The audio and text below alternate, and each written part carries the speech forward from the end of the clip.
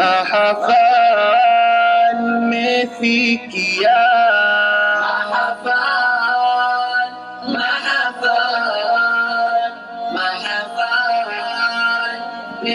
Naibu Katibu Mkuu, Ofisi ya Rais, Katiba, Sheria, Utumishi na Utawala Bora, ndugu Mzee Ali Haji, afisa elimu wa mkoa wa Mjini Magharibi, afisa elimu wilaya na maafisa wengine mbalimbali, mwenyekiti wa bodi ya skuli ya biashara Zanzibar, mwalimu mkuu wetu mpendwa wa skuli ya sekondari ya biashara Madam Nawaji Abdallah Boy, walimu wetu wote wa skuli ya sekondari ya biashara, wazazi na walezi wa wanafunzi pamoja na waalikwa nyote mliopo, kwa yangu wanafunzi wote mliohudhuria, mabibi na mabwana, kimezingatiwa.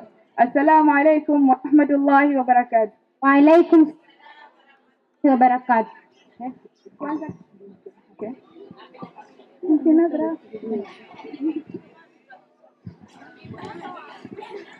Kwanza kabisa tunamshukuru Mwenyezi Mungu mwingi wa rehema kwa kutuwezesha kufika siku hii tukiwa na afya, amani, mshikamano na furaha tele, tukikusanyika kwa kuadhimisha mahafali ya 18 ya skuli ya sekondari ya biashara, yakiashiria kuhitimu kwa wanafunzi wa kidato cha 6 kwa mwaka wa masomo 2024-2025. Pili, Mheshimiwa mgeni rasmi, tunakushukuru kwa moyo wa dhati kwa kukubali mwaliko wetu. Uwepo wako hapa ni heshima kubwa kwetu na inatuonyesha kuwa una moyo wa kutujali, na tunasema asante na karibu sana katika skuli yetu ya biashara. Tatu, kwa heshima na furaha kubwa tunawashukuru sana na tunakaribisha nyote katika mahafali haya ya 18 ya kidato cha 6 ya skuli ya sekondari ya biashara. Leo ni siku adhimu kwetu yenye alama mafanikio na matumaini kwa wanafunzi wa hitimu wa Zanzibar Commercial Secondary School. Karibuni sana. Fupi ya skuli yetu. Mheshimiwa mgeni rasmi, skuli ya sekondari ya biashara Zanzibar ilianzishwa mwaka 2001 ikiwa na miundombinu ya msingi tu yenye madarasa 6, maabara 2, chumba cha kompyuta, ofisi na vyoo 8. Ilianza na jumla ya wanafunzi 176, wavulana 100 na wasichana 76, wote wakiwa katika mchepuo wa masomo ya biashara. Leo tunajivunia kuwa na wanafunzi 898 katika michepuo ya masomo ya biashara pamoja na computer science, jambo linalothibitisha ukuaji wa skuli yetu na kujenga imani ya jamii kwetu. Skuli hii ni zaidi ya taasisi ya elimu, ni familia na ni jamii yenye mshikamano madhubuti. Ni jamii yenye kushikamana wakati wote, ikiwa waraha na mafanikio kama ana leo hii, lakini pia hushikamana wakati wa kupitia changamoto mbalimbali, mfano kipindi cha janga la COVID-19 mwaka 2020.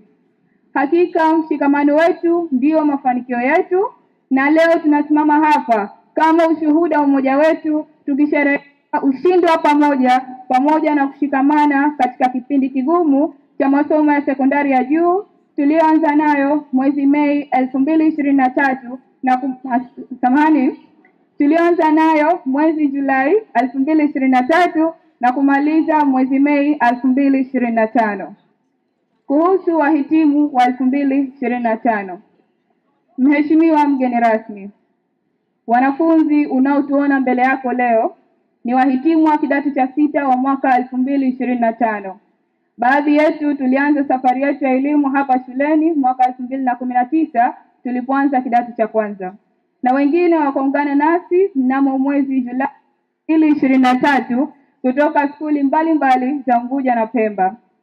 Katika mahafali haya ya mwaka huu 2025 tupo wahitimu 173, wasichana 100 na wavulana 73 tuliosoma katika taasisi 5 kama ifuatavyo: taasisi ya ECA, yani Economics, Commerce na Accountancy; taasisi ya HGE, yani History, Geography na Economics; taasisi ya EGM, yani Economics, Geography na Mathematics; taasisi ya PGM, yani Physics, Geography na Mathematics, pamoja na tahasusi ya PMC, yani Physics, Mathematics na Computer Science.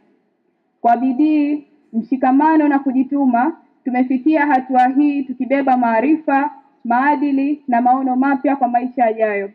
Tunaamini misingi tuliyopata hapa itatufungulia milango ya elimu ya juu na nafasi ya kuchangia maendeleo ya taifa letu. Mafanikio yetu. Mheshimiwa mgeni rasmi, tuna furaha kukujulisha kuwa Skuli ya Sekondari ya Biashara Zanzibar tumeongoza katika mitihani ya kujiunga na kidato cha 6 na katika mitihani ya majaribio. Kutokana na matokeo hayo, pia tunaamini na tuna matumaini makubwa kuwa na matokeo mazuri ya mtihani wa taifa tuliofanya mwezi wa Mei 2025. Insha Allah, amin. Haya yote ni matunda ya walimu wetu kwa moyo, wanafunzi wenye dhamira na wazazi waliotuunga mkono. Zaidi ya hayo, wahitimu wenzetu waliotutangulia sasa wanasoma katika vyuo vikuu mbalimbali ndani na nje ya nchi. Vile vile, tuna maabara ya kisasa ya kompyuta hapa shuleni. Pia, tunao walimu wenye sifa na uwezo wa juu wa kufundisha pamoja na kushuhudia nidhamu na ari kubwa ya kitaaluma miongoni mwa wanafunzi. Mafanikio haya hayawezi kutajwa bila kumpongeza mwalimu wetu mpendwa mkuu Binawadi Abdallah Buai kwa wake mahiri, usimamizi na Binawadi safi. Kwa uongozi wake mahiri, usimamizi makini na ushirikiano wa karibu na walimu, wanafunzi na wazazi. Changamoto tunazokabiliana nazo. Mheshimiwa mgeni rasmi, pamoja na mafanikio hayo, hatuwezi kufumba macho juu ya changamoto ambazo zinahitaji uangalizi wa haraka. Ukuta wa shule yetu una mipasuko na mianya, jambo linalohatarisha usalama na utulivu wa mazingira ya shule. Pia, kuna msongamano wa wanafunzi kutokana na ongezeko kubwa la udahili pasipo ongezeko la miundombinu. Vile vile, maabara zetu za sayansi zina uhaba wa vifaa, lakini pia miundombinu ya maji na maji taka ni duni, hali inayotishia afya na usafi wa mazingira hapa shuleni. Tuna matumaini ya kwamba kupitia risala hii, viongozi wetu mliopo hapa mtakuwa mabalozi wetu katika kufanikisha maboresho haya kwa haraka. Kwenu ndugu wahitimu wenzangu, baada ya miaka 6 ya kukokotoa bila kupumua, mitihani ya kila wiki na kusoma hadi saa 8 usiku kwenye prep, sasa muda umefika tuanze kukokotoa ada za chuo. Lakini tusihofu. Kama tuliweza kuivuka fizikia bila kumwaga machozi darasani na tukapambana na uhasibu bila kuanguka meza ya mwalimu, basi tunaweza kushinda chochote. Na tukumbuke, chuoni hakuna kengele ya kutuongoza. Ni sisi wenyewe na muda wetu. Tukipoteza muda huo, basi itakuwa imekula kwetu. Ushauri kwa wanafunzi wanaobaki. Ndugu zetu, tunawaachia nafasi, lakini pia tunawaachia wajibu huu. Jitahidini, muwe na heshima kwa walimu. Tambueni kuwa jasho la leo ni neema ya kesho. Mshikamano, nidhamu na maombi ni silaha za ushindi. Hitimisho. Ndugu wahitimu wenzangu, tunapoondoka leo tusichukue tu vyeti, bali tuende na bidii tuliyoijenga, maadili tuliyojifunza na matumaini tuliyopewa. Tunaondoka tukiwa na deni kwa taifa letu, deni la kulitumikia kwa uadilifu na ufanisi. Tunaondoka, lakini mioyo yetu itaendelea kuipenda, kuithamini na kuienzi shule yetu daima. Tunamuomba Mwenyezi Mungu azidi kuwabariki walimu wetu, awape afya njema, moyo wa subira na ari ya kuendeleza malezi ya wanafunzi wa vizazi vijavyo. Amin. Tunamuomba awalinde wazazi wetu, awazidishie riziki halali na awape kwa mapenzi yao ya dhati jitoa kwao bila kikomo. Amin.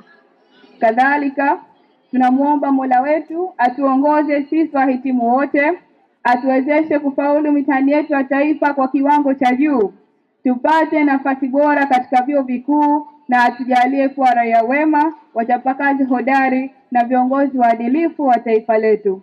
Amin. Kwa ndugu zetu tunaoacha, wanafunzi wa kidato cha 5 na madarasa ya chini, Tunawahusia muendelee na moyo wa kujifunza, kutii walimu na kuthamini kila fursa mnayopewa ya kupata elimu. Msikate tamaa na msikubali vizingiti kuwazuia kufikia ndoto zenu. Mungu ibariki Tanzania, Mungu ibariki Zanzibar, Mungu ibariki Zanzibar Commercial Secondary School. Kwa heshima na shukrani tele, ni mimi Mariam Shaban Musa kwa niaba ya wahitimu wenzangu wa kidato cha 6. Asanteni sana kwa kunisikiliza. Wassalamu alaikum wa rahmatullahi wa barakatuh.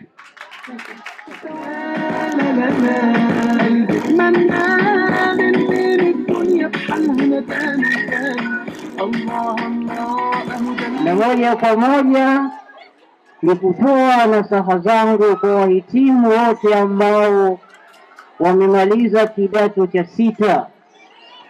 Wengi wao ambao tuliishi nao hapa, wengine miaka 6, wengine miaka 2. Hivyo basi nitahitajika moja kwa moja niweze kuwapa ushauri japo kidogo. Ushauri huu moja kwa moja niwape hawa wanafunzi ili waweze kujua wataishi vipi katika mazingira ya nyumbani. Kwani tunaelekea nyumbani na sisi bado ni wanafunzi ambao tuna mambo mbalimbali, tukishawishiwa tu tunaingia. Hiyo moja kwa moja tuweni wastaarabu tunapokuwa majumbani kama tulivyokuwa na heshima hapa shuleni. Na moja kwa moja katika mazingira ya nyumbani kuna vishawishi vingi ambavyo vinaweza vikakupeleka wewe katika kufanya mambo ambayo hayafai katika jamii zetu. Tumeelewana wanafunzi? Moja kwa moja utakapofuata yale ambayo Mwenyezi Mungu anayotaka, basi moja kwa moja mtaongokewa na mtakuwa raia wema kabisa.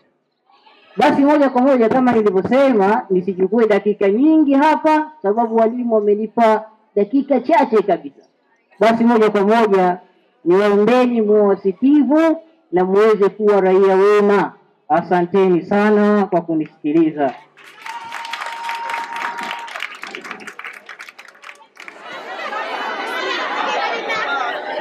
Ndo form 6 nyote nyie? Ndo nyote nyie? Haya, salamu alaikum. Dakika 2 tu na mambo 2, 3 mpaka 4, kisha mtaenda zenu. Wanangu, mnapendana sana.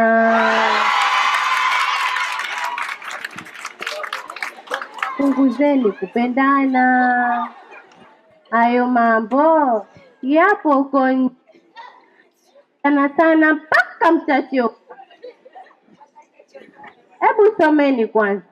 Fursa zipo huko nje. Dr. Samia, Dr. Hussein, CRDB. Fursa zinasubiri wasomi. Kwa hiyo someni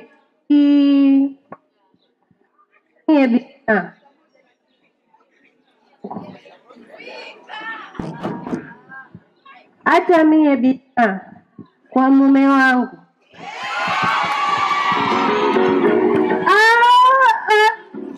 Sibanduki.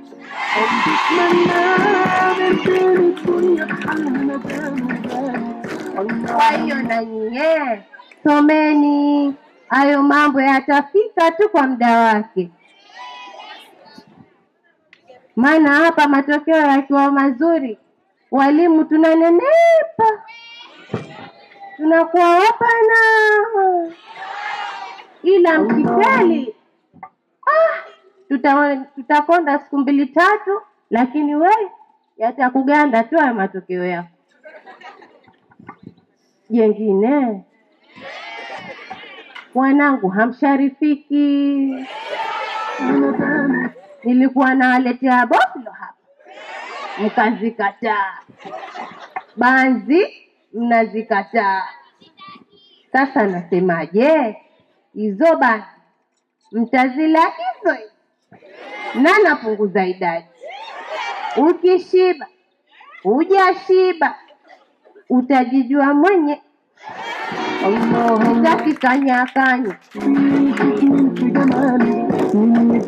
Mniache ninenepe. La mwisho, wanangu wachafu.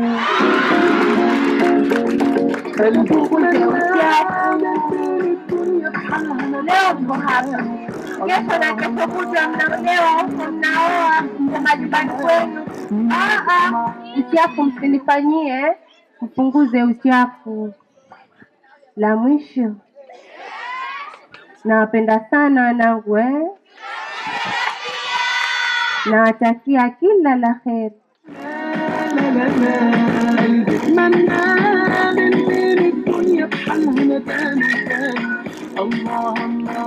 Una record. Sio unasoma tu kila siku, unasoma hapo. Una record, hakiji kitu maalim. Sawa sawa. Kichwa kama paka. Hivyo si usomaji mzuri maalim. Sawa sawa. Kwa hiyo kwenye kusoma maalim tunatakiwa kupiga pindi na kila siku tusogee mbele maalim. Sawa sawa. Asanteni sana. Shukrani. Mheshimiwa Afisa Elimu Wilaya ya Magharibi B, mwenyekiti wa bodi, kaimu mwenyekiti, walimu wakuu wenzangu skuli za jirani, wastaafu wa ZAMCO, wageni waalikwa, walimu wangu wapendwa, wanafunzi, wazazi, waandishi wa habari na nyote mliohudhuria, assalamu alaikum. Awali ya yote, kwanza nimshukuru Allah subhanahu wa ta'ala kwa kutujalia neema ya uhai na kuweza kufika hapa katika hafla yetu hii adhimu. Lakini pia kiupekee nimshukuru mgeni rasmi kwa kuweza kujumuika nasi hapa, kwani kuwepo kwako ni faraja kubwa kwetu. Lakini pia nawashukuru wazazi. Wazazi oye! Karibuni ZAMCO. Mheshimiwa mgeni rasmi, waliopo mbele yako hapa ni wanafunzi wa kidato cha 6 wahitimu. Jumla yao ni 173. 100 walikuwa wasichana, wanawake oye! Na 73 walikuwa ni wavulana. Wavulana upo? Wahitimu hawa wamemaliza katika taasisi za biashara, kompyuta na sayansi. Allah awajalie wafanikiwe katika mitihani yao walioifanya, wapate ufaulu wa juu inshallah. Amin. Lakini pia wanafunzi hawa kwa kipindi hichi ambacho tulichokuwa nacho wamejitahidi sana na jitihada zao zimeonekana. Kwa hiyo sisi walimu tunategemea mazuri, lakini jitihada hizo zote zimefanywa na walimu wangu wapendwa kwa kuweza kujitolea muda wote. Allah walipe heri walimu wangu, kwa sababu sisi hatuna cha kuwalipa. Allah atawalipa inshallah. Lakini pia niwashukuru wazazi kwa jitihada zenu kwa kuweza kuwafuatilia watoto hawa ili wawe watoto wema. Wazazi hongereni sana. Mheshimiwa mgeni rasmi, mimi leo nitakuwa sina mengi ya kuzungumza na mambo makuu mawili kwa kuambia wahitimu. La kwanza, wahitimu wangu, wanangu wapendwa, na wahusia mambo mawili.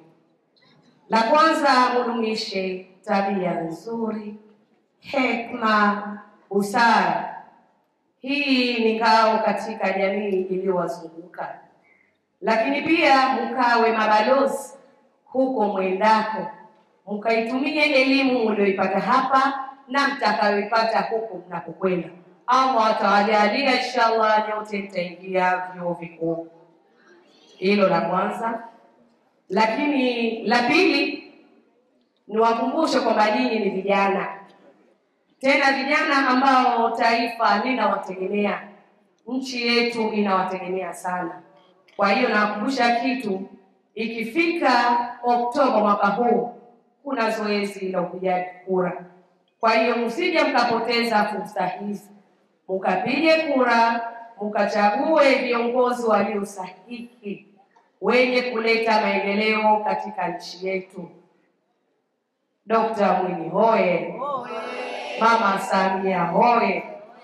Lakini la mwisho kabisa, nawatakia kila laheri huko mwendako, musubiri. Allah anatuona, tunamwachia yeye, na Allah atatujalia division 1 zote. Asante sana kwa kunisikiliza. Zanko hoye, wahitimu safi. Baada hapo tutamkaribisha kaimu mwenyekiti wa bodi, naye atamkaribisha afisa elimu wilaya Magharibi, naye atamkaribisha mgeni rasmi. Asante sana. Skuli ya biashara oye! Wahitimu oye! Kwanza sina budi kumshukuru Mwenyezi Mungu aloweza kutupa uhai na uzima na salama, kumshukuru mgeni wa heshima kuacha kazi zake wakati wake, na leo siku ya Jumamosi akaona atukubalie ombi letu kuja hapa kuwa mgeni wa heshima. Mungu ambariki, ampe roho ya imani, atusaidie kwa kila la heri, amwepushie kila la shari. Pia na kumshukuru mwalimu mkuu kuchukua ulezi kama huu. Nafikiri tumeonyeshwa pale majumbani, watoto wetu wenyewe wanatufanyia, lakini mwalimu mkuu kalikubali. Wazazi sote tumemwatia mzigo pamoja na walimu wenzi, lakini kajitahidi, na Mungu inshallah atamsaidia na walimu wenziwe kuwalea hawa na watokao kuja. Mimi nawaomba wanangu, wajukuu zangu, nafikiri ndio maliza kuhitimu. Ile watu wamesema kumaliza form 6 sio kama umemaliza masomo. Na kutakieni kila la heri na fanaka. Mungu akujalieni nyote mtokee division 1. Kwanza mimi hapa ndo sheha wenu wa shehia hii ya kwa Mkini, na mimi nawapa asia watoto wanawake siku zote, ile nafasi ya Mama Samia tusiwaachie wanaume. Kina mama ndio wajikuza kuikamate nafasi ya Mama Samia daima mbele. Tusikubali kuachia kina baba, tukamate huko tunakokwenda. Yale anakuambia ni mwalimu mkuu ni kweli, kuna vishawishi na hawaki na baba ndio vishawishi. Kwa hivyo tusubiri kama mlivyosubiri kuanzia darasa la kwanza mpaka mkamaliza, na sasa msubiri mpaka muwe madokta nyote mlomaliza. Mmesikia ndugu zangu? Naomba na saa zangu muondoke nazo, muendelee. Mimi bibi yenu hapa na miaka 75, lakini bado ile elimu yangu naendelea na ushia. Kwa sababu ya nini? Elimu. Ungekuwa sijui A wala B, nafikiri ushia singepewa. Kwa hivyo nakuombeni, sina mengi zaidi isipokuwa na saa zangu mzichukue, na inshallah na nyinyi wajukuu zangu wanaume, na muache kushawishi na kushawishiwa. Hivi viti hivi vina huku viko nje, mnapewa hivi ili kuna watu wao watoto hawakusoma. Wametuambia pale wanakuwa watoto wenye pesa hawasomi. Kwa hivyo bora kinayo maskini wako kuliko utajiri wa mwenzako. Mmesikia ndugu zangu wanaume?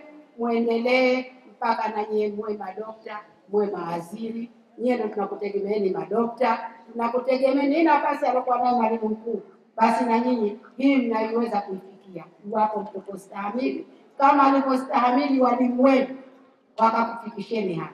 Sina mengi, namkaribisha ofisa elimu tuendelee na ratiba.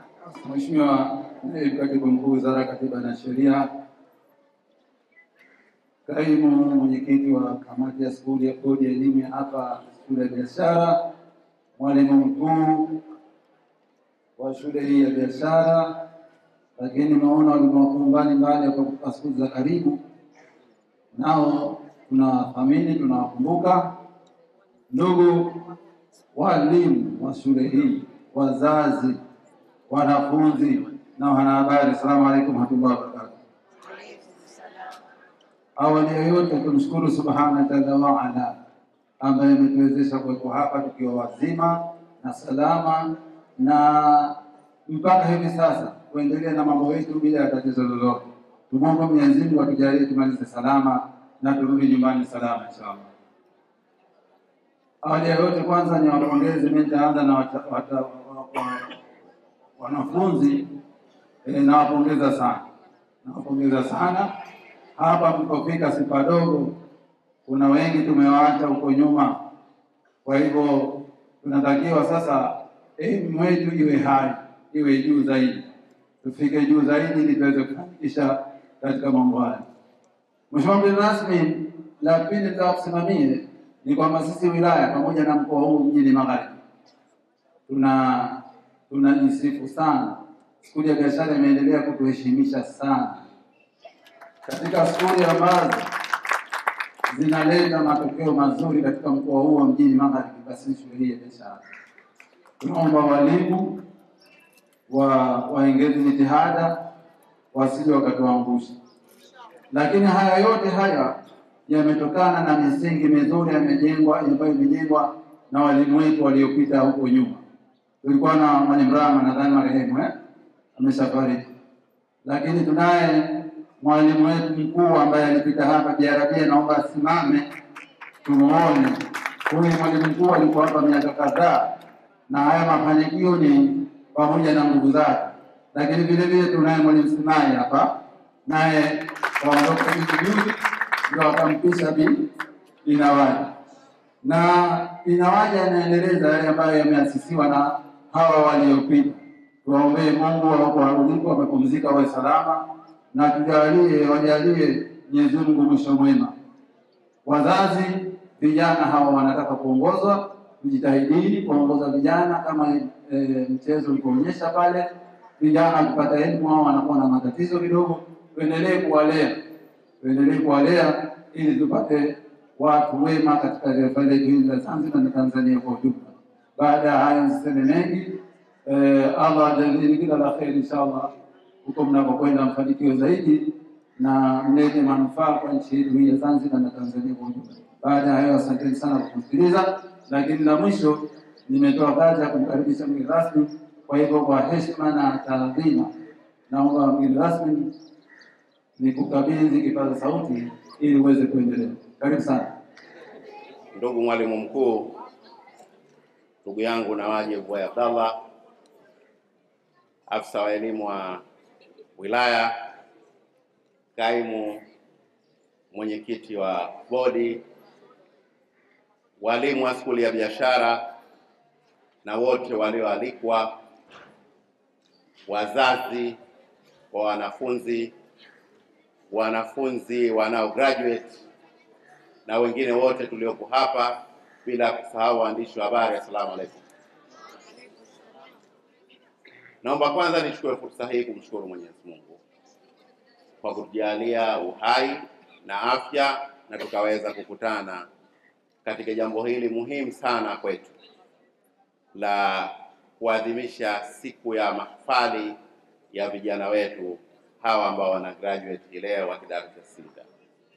Lakini pili, nichukue fursa hii kushukuru uongozi wa skuli ya biashara kwa kunialika kuwa mgeni rasmi katika mahafali haya. Nawashukuru sana, na nawashukuru kwa sababu watu wapo wengi, lakini mmeona mimi nije hapa kusema chochote. Kwa hiyo nawashukuru sana, Mungu awalipe heri. Kwa mnasaba wa shughuli hii ya leo, ambayo jambo kubwa nalotuleta hapa ni elimu. naona mengi yamesemwa na waliotangulia. Wanafunzi zile activity walizozionyesha pale zimetufundisha mambo mengi, lakini pia wazungumzaji waliopita wamezungumza mengi. Mie sina jipya la kuzungumza zaidi ya kupita katika yale maeneo ambayo wenzangu wamepita. Sina jipya zaidi ya yale, na ingetosha nimwambie mwalimu mkuu tutoe zawadi kwa sababu mengi ameshasemwa, lakini kwa sababu nimepata fursa ya kusema, basi acha na mimi nitumie fursa hii kusema machache. Nianze kuwapongeza wale waliotangulia. Kwa kuanza, msomaji wa Qur'ani ametueleza katika aya zile alizozizungumza za Suratul Qasas aya 76 mpaka 84, lakini maudhui ya aya zile ukiyatizama kwa umakini mkubwa yanakwenda sambamba na ngonjera iliyowasilishwa pale. Mkiangalia maudhui ya ngonjera yanazungumzia Chimami. Chimami anatuonesha mfano wa wale wanaopata elimu wakiwa na kiburi, jeuri na dharau. Kwa sababu ya elimu yao wanasoma, wanasahau kwamba elimu bila nini? Ni heshima, ni kashatupu. Elimu bila heshima ni kashatupu. Ndiyo maudhui ya aya zilizosomwa pale, kwamba ukipata elimu basi hutakiwi kuwa na kiburi, jeuri, dharau. Hakika hivyo vitu havipendezi kwa mwenye elimu. Tuelewe kwamba kuna tofauti ya kusoma na kuelimika. Aliyepata elimu akawa ameelimika, basi yale lazima achane nayo. Yule mfano wa Chimami, yule hakuelimika lakini kasoma. Kwa hiyo Chimami sio yeye. Chimami anawaonesha wale Chimami walioko mitaani, tuwaambie wote wenye tabia zile waachane nazo, kwa sababu inakuwa wamesoma lakini hawakuelimika. Kwa hiyo niwapongeze sana waliosoma Qur'ani na waliotunga ngonjera na walioiwasilisha pale. Maudhui yake ni muhimu sana kwetu. Chimami, hongera sana. Lakini nimpongeze Salum, Thuraya na Maria, MC wawili wale, pamoja na msoma risala. Wamefanya kazi nzuri. Walimu, hongereni sana kwa kuwawezesha wale kufanya vile. Yale walioyafanya inaonesha kazi nzuri wanayofanya walimu. Na mimi naamini wapo wengi wanaweza kuyafanya yale, na hizi ndio division 1 tunazoziona. Sina shaka na division 1 za Zanzibar Commercial zinaonekana. Mungu awajalie zije division 1 zile tunazozitafuta za point 3. Na Zanzibar Commercial leo wana wanafunzi 173. Katika wanafunzi hawa 173, 100 ni wanawake, 73 ni wanaume. Mimi naomba zote ziwe division 1, na hizi ndio kwa mujibu wa combination zao, maana yake ni wataalamu wetu wa kesho. Wana science wako hapa, lakini wataalamu wa uchumi na wataalamu wa kompyuta wako hapa. Mnaelekea vyuo vikuu kesho. Nadhani Mariam amekumbusha pale kwamba chuo kikuu hakuna kengele. Tunzeni muda wenu mnapokwenda huko, lakini mjue kule mmefundishwa kujitegemea hapa, basi mkajifundishe kujitegemea kule. Hapa mwalimu mkuu ilikuwa kila siku anawaita wanangu. Si alikuwa anakwambieni kila siku? Sasa kule hakuna kukwambieni wanangu. Kwa hiyo mkumbukeni mwalimu mkuu na walimu wengine wote wale mliowaigiza pale wengine. Ukiona watu wameigiza wale walimu, wameelewa waliokuwa wakiambiwa na walimu. Ile inaonesha wazi kwamba walikuwa wakiwasikiliza walimu wao. Hongereni sana walimu kwa kuwawezesha wanafunzi hawa leo kuweza kukumbuka sauti zenu. Maana yake hawa hata wakiwa nyumbani wanakumbuka sauti zao. Hongereni sana walimu, lakini hongereni.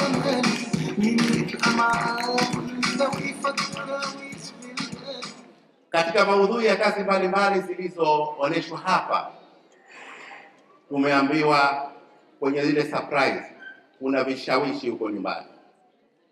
Umri wenu ni umri hatari sana. Naomba mzingatie yale ambayo mnaambiwa na walimu kila siku. Niwaambie tu kwamba Zanzibar sasa hivi imekumbwa na mambo mawili mabaya. Moja ni vitendo vya udhalilishaji vinakithiri kila siku, lakini pili ni dawa za kulevya. Ni vitendo vinavyoongezeka kila siku. Mapambano dhidi ya vitendo hivi, serikali inajitahidi sana. Dr. Hussein Ali Mwinyi anajitahidi sana katika hilo, lakini pia na wasaidizi wake wote wanajitahidi. Lakini bado ukiangalia vitendo hivi, kila ukisikiliza radio unasikia kwenye mawe. Lakini na umri ambao unahusika katika matendo haya, umri wa hawa vijana wetu kwa kiasi kubwa sana. Watoto wa miaka 17, 18, 19, 20 wana changamoto sana. Kwa hiyo tujitahidi sana katika hilo. Tujipime tunaelekea wapi. Nini kinatufaa kufanya na kipi hakitufai kufanya. Tuachane na yale yote ambayo hayafai. Lakini niseme tu kwamba tukiona jamii inafanya jambo silo, maana yake hapa tuna kasoro katika malezi. Kwa hiyo wazazi wote tujitahidini kwa pamoja tuhakikishe kwamba malezi ya jamii yetu, ndio ile ngonjera ambayo imeonyeshwa, malezi ya jamii yana nafasi kubwa sana. Kwa hiyo tujitahidini vijana wetu hawa ili waelekee ndiko, maana yake tunahitaji mshikamano kuanzia nyumbani. Lakini kwa upande wa shule ina nafasi kubwa sana katika kuwachun vijana kuelekea kule ambapo tunataka waelekee. Lakini ili skuli iweze kufanya kazi vizuri, mashirikiano baina ya walimu, bodi za skuli pamoja na wazazi, tukikaa sisi kama kitu kimoja, tutahakikisha kwamba watoto hawa wanaelekea tunakotaka. Lakini haya mafia matatu yakikosana, hapo hatutakuwa na vijana wazuri. Kwa hiyo tuhakikisheni kwamba skuli kwa maana ya walimu, lakini bodi ya skuli pamoja na wazazi wenyewe tushirikiane kuhakikisha kwamba tunalea vijana wetu na wanapata matokeo tunayoyataka. Elimu ndiyo kila kitu. Elimu ndiyo kila kitu. Lakini mwenye elimu yote lazima atakuwa na nidhamu. Kwa hiyo ukiona mtu ana elimu alafu anakosa nidhamu, kama nilivyosema awali, huyo hakuelimika. Naamini vijana wetu watakuwa ni vijana walioelimika. Na ndio maana tunaona walioyatenda pale yanaonesha wazi kwamba wamefanya mambo mazuri ambayo yanaonesha kwamba hawa vijana wamesoma na kuelimika. Kuna jambo moja nataka kabla ya kuendelea mbele niwaambie wanafunzi wanao graduate leo. Hii ni graduation ya 18 katika skuli hii tangu imeanzishwa. Lakini waliotoka miaka 5 iliyopita hawa hawajui, au miaka 6 iliyopita hawa hawajui.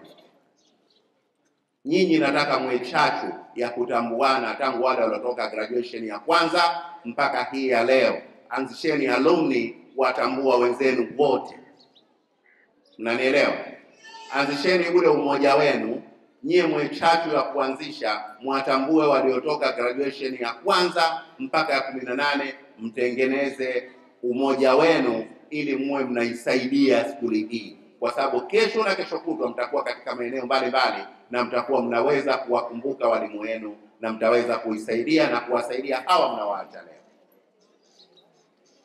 Lakini jambo jingine kwamba walimu hawa kitu kikubwa wanachohitaji, mwalimu mkuu anawaita nyinyi wanangu. Mwalimu yoyote anaamini mwanafunzi ni mwanao. Anachokitaka yeye ni matokeo yako mazuri na heshima kwake, hata kingine. Mwalimu anapoona mwanafunzi kafaulu, ananyanyua mikono, alhamdulillah.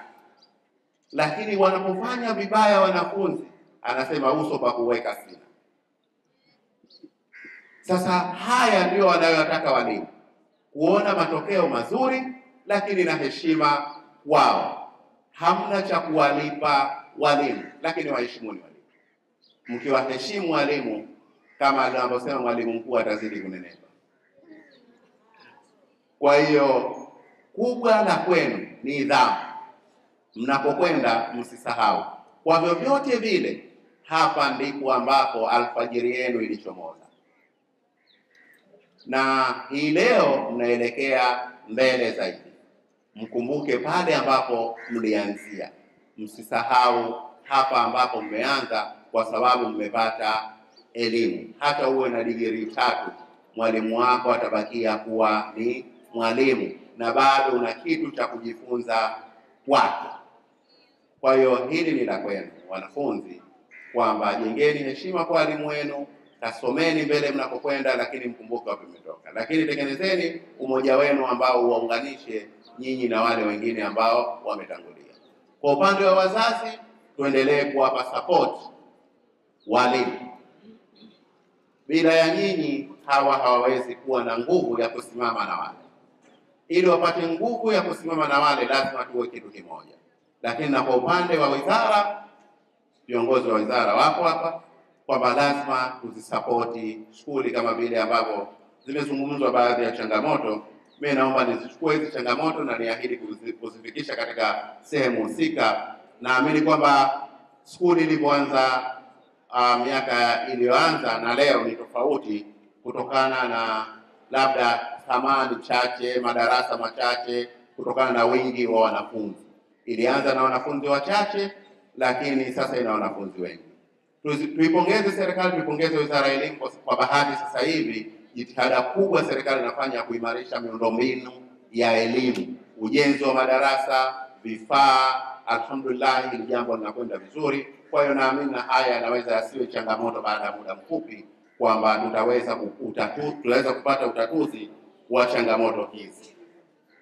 Kwa hiyo katika msingi huo, maana yake tunatarajia kesho na kesho kutwa, mwalimu mkuu skuli ya biashara hii unayoiona leo, nadhani itaweza kuwa na matokeo tofauti na kesho kutwa. Miundombinu hii naamini itaimarishwa. Nitachukua haya ambayo yameelezwa hapa katika risala na tuone kwamba kwa namna gani tunaweza kuyaimarisha.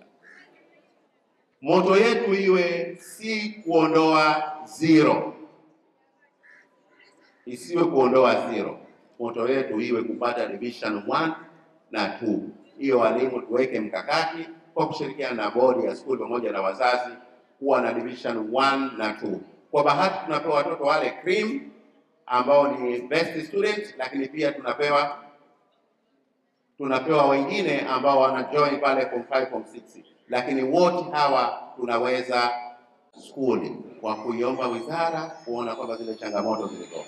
Lakini baada ya kuimarika kwa miundombinu hiyo, maana yake au kwa kuzingatia mazingira yaliyopo, tuweke moto yetu kwamba ni kuondoa division 4. Division 4 hatuna, division 3 ndio tunaanza. Kwa matokeo yaliyopita tuna division 3 12. Division 3 ziondoke division 3, tubakia na division 1 na 2. Tukifanikiwa hapo, tunaweka mazingatio mengine kuondoa division 2 na kuwa na division 1, na hilo linawezekana. Kwani wanopata division 1 wanaweza, wana nini? Na siye tushindwe, tuna nini? Tunaweza. Kwa hiyo tuwekeni malengo hayo, na tukiweka nidhamu mbele, hayo yanawezekana. Hajra na Hafsa wametuambia hapa wanachotegemea katika utenzi, wanachotegemea ni matokeo bora, na naamini hilo linawezekana kuwa na matokeo bora. Lakini wanaelekea kwenye vyuo, maana yake division 1 zinaelekea katika vyuo vikuu, division 2 zinaelekea katika vyuo vikuu. Kwa hiyo matokeo bora yakupeleka vyuoni, hilo ndilo wanatuambia na ndilo ambalo tunategemea. Kwa hiyo hatutegemei hapa kuwa na division 4, hatutegemei kuwa na division 3, tunategemea division 1 na division 2. Hayo ndio malengo ambayo tunakusudia kufikia.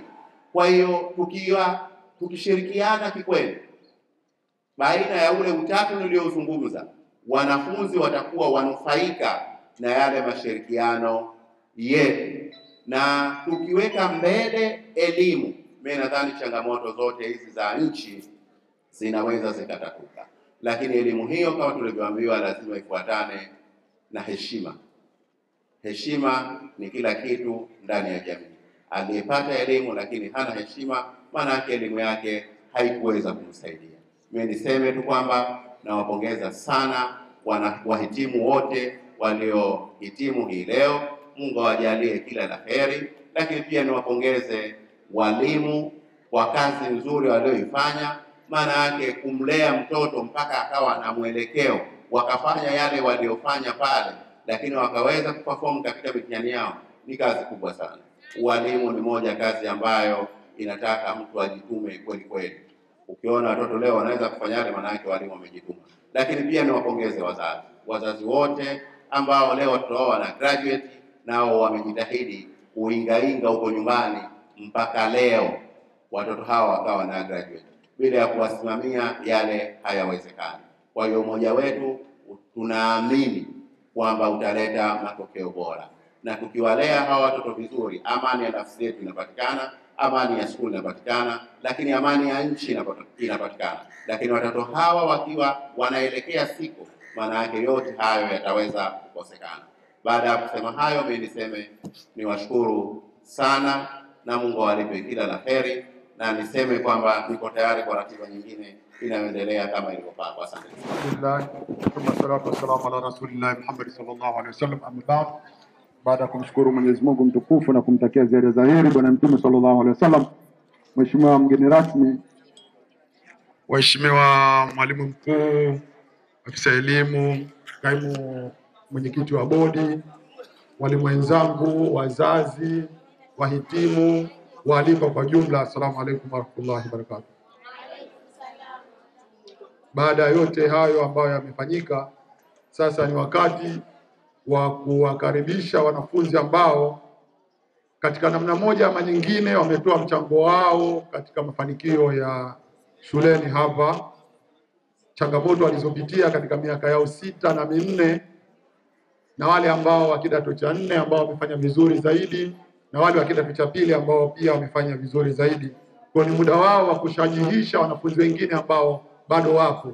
Maana zawadi hizi si kwa sababu tu ya kwamba wao wataondoka nazo, lakini wale ambao watakuwepo watakuwa wanaangalia kaka zao wamefanya nini, ili na wao siku moja wawe miongoni mwa watu ambao watasimama mbele za watu. Katika hayo, wanafunzi wamegawika katika nyanja mbili. Ya kwanza kidato cha 6 na ya pili wale ambao wako O level. Nianze kwa wanafunzi bora katika somo la General Study, yani GS. Mariam Shabani Musa.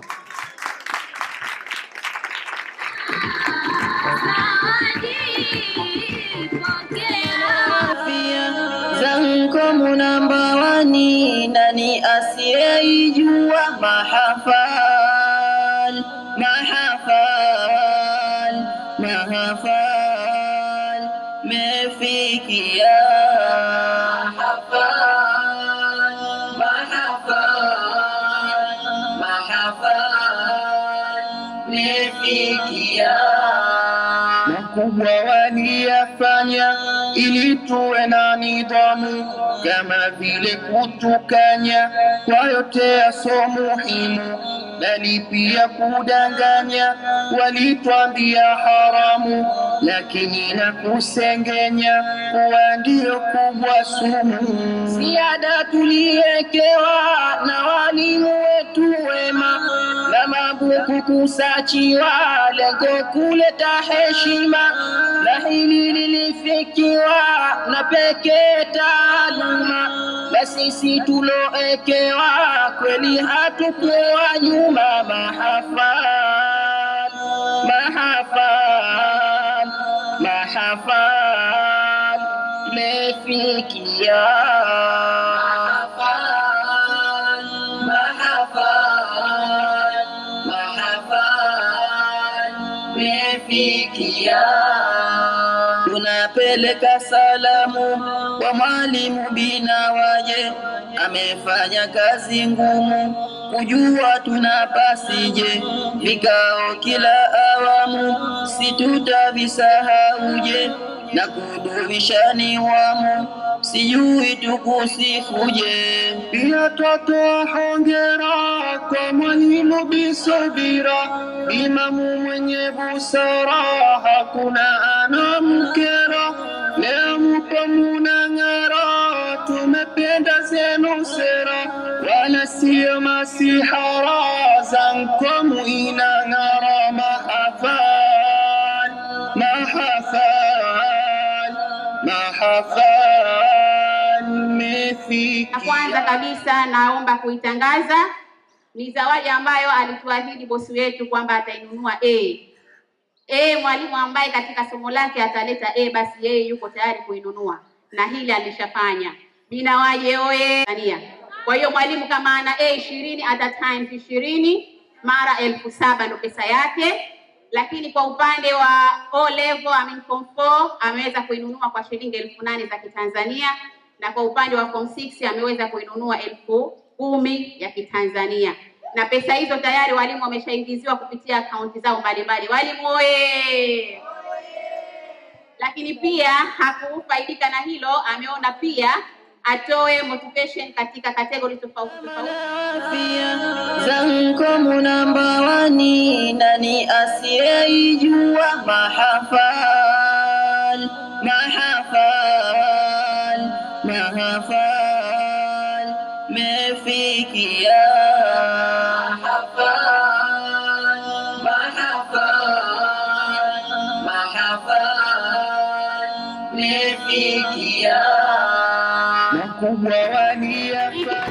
Ambacho mwanafunzi huyo amekitunga mwenyewe, ambayo title ya Transparent Leadership.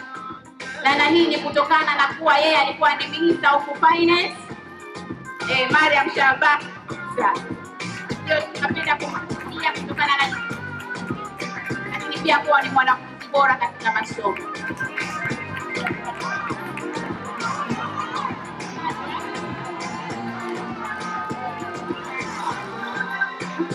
Walimu wote wapate zawadi, lakini ya uwezo wetu tutapa baadhi. Kwa hiyo tungependa kuanza na madam wetu, tajiri wetu hapa skuli, ambaye ni Binawaje.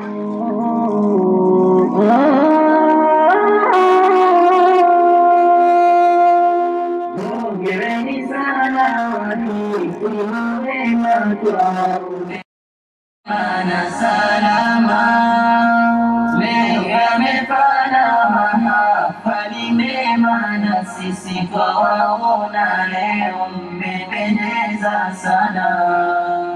Wenu ni wahitimu wema, mwende mkadumu na mafunzo mema, na zetu salamu kwenu twazituma, walimu wazani wazitunasema, na Mola Karim awape salama zake hisan zishuke daima. Leo tuko furahani, zankomu tunasema, walimu na wahitimu wamefurahika sana.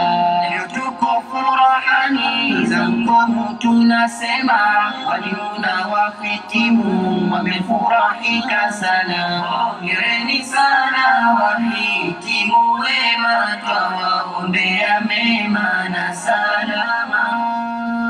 Leo yamefana mahafali mema, na sisi twawaona leo mmependeza sana. Wote ikhwan inaowaona wanatabasamu tabasamu pana, wamejaa hamu tena kubwa sana, wako hamkan na bashasha njema. Pongezi avu wote wapeana, kwa leo kutimu mahafali mema, hata sisi wahitimu tumefurahika sana. Tunamuomba Karimu atupe maisha mema. Hata sisi wahitimu tumefurahika sana, tunamuomba Karimu atupe maisha mema. Hongereni sana wahitimu wema, twawaombea mema na salama.